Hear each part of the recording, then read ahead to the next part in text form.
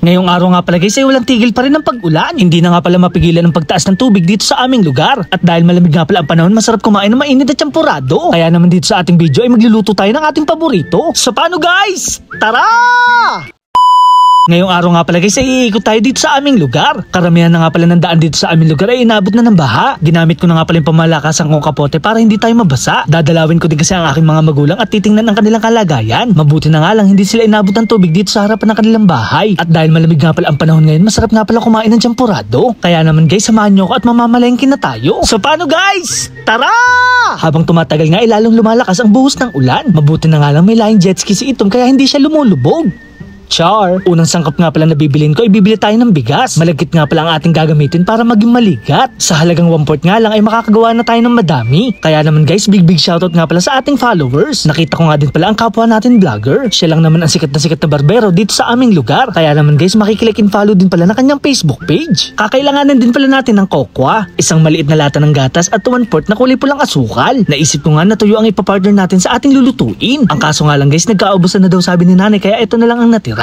Nakalimutan ko nga pala ang tawag dito pero mukha siyang dilis. 20 pesos lang naman ang isang balot nito kaya bumili na tayo ng dalawa. Kumpleto na nga pala tayo sa ating mga rekado kaya uuwi na tayo ng bahay. Kapag galing nga pala tayo sa bahay, huwag natin kakalimutan magugas ng paa. Huwag din natin kakalimutan gumamit ng sabon para iwas leptospirosis. Ito nga pala ay napakahalaga para makaiwas tayo sa anumang uri ng sakit. Sino ba naman sa atin ang hindi pa marunong magluto ng champurado? Lahat naman siguro tayo dito ay nakakapagluto na nito. Kailangan lang natin hugasan ang malagkit na para bang nagsasaing. Isasalang ko na nga pala ito para agad siyang maluto. Maghahantay lang tayo ng 20 to 30 minutes hanggang siya ay kumulo. Habang nagpapalabot naman ng bigas ay kailangan natin magwalis ng tubig. Pinapasok na kasi ng tubig ulan ang aming terrace. Ayaw ko na nga pala dumating pa sa punto na pasukin din ang aming bahay. Dito pa nga lang kasi ay hinihingal na ako at nakakapagod maglimas ng tubig. Pagkatapos naman ng ilang minuto ay luto na itong ating malagkit. At para hindi mamuo ang kokwa, kailangan natin itong i-dissolve sa mainit na tubig. Ang kaso nga lang guys, medyo napadumi ata itong nabili nating kokwa. Medyo pabor naman ako dito dahil ang gusto ko sa champurado ay medyo dark. Kaya naman guys, nilahat ko na ito at wala na akong tinira. Pagkatapos nga ay magpiprito na tayo ng ipapartner natin sa ating champurado. Masasarap nga pala itong kainin lalo na kapag tostado. O diba guys, itsura pa lang ay mukha nang masarap. Pwede na siguro ako magbenta nito sa halagang 3 piso.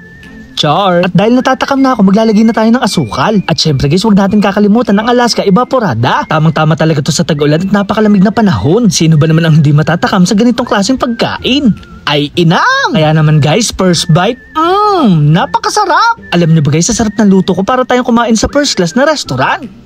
Char! Hindi ko nga alam kung tamban o tawilis ba tong nabili ko. Pero guys, alam nyo ba, isa lang masasabi ko. Perfect na perfect nga pala ang combination nila sa niluto nating champurado. Tostado kasi ang ating pagkakaluto at hindi gaanong maalat. So paano guys, hanggang dito na lang. Maraming salamat sa panonood. Paalam! Yeah!